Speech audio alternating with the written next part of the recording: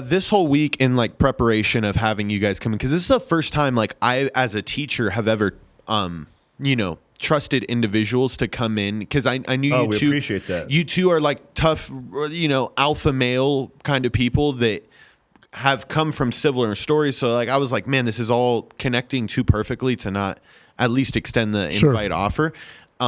Because it's terrifying for me as a teacher like that, like, because I know what like one bad thing can happen, right? Or like they're cracking jokes at the beginning and you don't stop that shit immediately, then it's just like a never ending, you can't really get control of them kind of situation. Yeah, and there was a moment there where George was trying to get. I said, no, let it go, because I wanted to let it play out a little bit so I could, because I wasn't offended. I knew, we know how to deal with it, and so it was like, oh, it's okay, let them go. I actually have a couple of clips here that I can play, so then people can get a better visual of like what I was seeing, like while you guys were talking. Sure. I mean, I'm not sure how the audio will be on these, so bear with me. And I was driving Domino's in a $500 car in high school. I could barely get the stop sign break down. And I looked at what he had in his life, and what he had, I didn't want. What I want, he didn't have. I said, I don't want to be here in my 30s. I want to be here in my 40s. But I have friends around me that told me, oh, dude, you ain't gonna do nothing. You're gonna be selling drugs just like us. I got friends that are dead, prison, still rapping at 50, didn't do anything with their life. They're still rapping. Not successful. I had to leave. All right, so there was one little clip, and then I have one more where Davrick's talking here. You mean Sean? Or Sean, my bad. Does that make sense? That's what I'm asking. So, like, here's the thing. You're still in a position where you get to still communicate. You guys can still friends. You guys can still go reminisce. You guys can still share about. All right, so those were the couple of clips I got just to help people visualize, like what the room looked like and how you guys impacted them. Right there at the end, you were talking to one of my students, Sean, Brandon, huge car lover. Like you guys definitely had a little bit of connection with him because he collects Hot Wheel cars, and you were relating to him, Davrick, that he needs to start an eBay, and like there's no excuses, and like you can paint their life for them in front of their eyes, and it takes individuals like you who have done it and have seen it to actually give them the hope. Like you connected with Brandon, Sean. I know you connected heavily with Abraham, who, he's a kid. He lost his father during COVID, and he lost his grandfather to gangbanging. Perfect examples there. So these kids, man, all they needed was that light. All they needed was that Instagram follow to be like, shit, this can pull me out of the mud. Yeah, it was. Oh man, I'm getting chills. Like, man, I didn't know he lost his father too. I didn't know that either. That kid's so fragile right now. That kid's fragile. But I sent him a text message or a DM while I was waiting for you to arrive, and I told him, I'm like, listen, bro, I was like, just keep working hard. The future's bright for you if you just capitalize on your gifts. And he just said, thank you, bro. And then I took a couple individual pictures with him because I really connected with him. He comes from a rough background. Like I said, his grandfather was a gangbanger.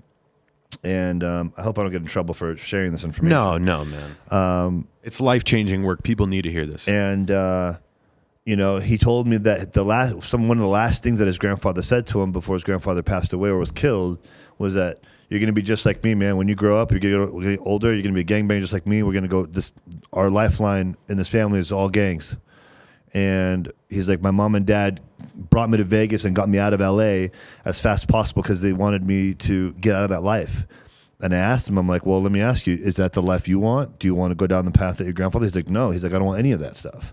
And he's like, I just don't know. At first, it was like, I just don't know what to do, where to go. And then, we realized that he's a gifted artist. And I just kind of had a nice pep talk with him from start to finish, even at the end when we showed him the cars and what life can look like. And I could tell, I felt the kid's energy from dark shift to light. And I felt him really just drop his guard. I felt him, I could feel that if I had a little bit more time with him and I gave him a hug, I could feel that this kid would have broken down. Just out of, like, I know no one's ever told him you can have a bright future. You have a gift. You can capitalize on it. If you just put your focus where it belongs, if you get yourself away from people that are causing any kind of friction in your mindset, And I know no one's ever told him that before. And I could literally see him engaging, processing, and he's really internalizing what he's hearing from me. And, like I said, it's just a great gift that we can give. It was awesome. Great experience, man.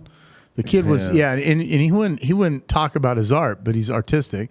He's got that Had to ability. pull it out of him. Yeah, you got to pull it out of him. And then the other kid with the Hot Wheels, I go, you got to go to trade shows, toy. He goes, I do. I said, there you go. Now That's the kid. That's actually the kid that posted about us. Well, you go ahead. I'm going to pull up the post. And then I said, okay, start an eBay account, start selling, buying, trading, and then you'll be the consultant for collectible Hot Wheels. People will start coming to you and saying, hey, what do you think? Is it authentic? Is it good? What's the value? But there was, and here's the thing, George, that I left there walking away thinking, what if we could come back and speak to an auditorium of kids? What if we can come back and speak to every school in the school district? What if we can come back and speak to all the high schools in Clark County, and middle schools and colleges, because I'll go back to this. Speaking to corporate executives is boring, and I told these kids, I put my phone number and Instagram on the board. I said, look, I don't care what I'm doing. If you need help, call me. I'll be there. Right. Because, I told them, I said, if one of the guys at these, tech companies said, hey, Dad, let's go grab coffee. You're not doing anything for me. I'm not wasting my time. I'm busy. You're not making me money. I said, for you guys give me more value than me talking to a CEO over coffee and beer. I don't drink, but you see what I'm point? I said, if I'm playing poker on the weekends or I'm doing something and it's the weekend and I'm available and you get in a situation where it's tight and scary, call me. I'll drop what I'm doing. I'll be there. Why? Because you mean more to me than some corporate dude in a suit. Right? So, I don't know. Hey guys, thanks for watching the channel. If you like what you saw today, find value in what you saw, please share with your friends and family. And make sure you smash the like button, subscribe to this channel, and in the comment section below, let us know which topics you would like us to cover in the future.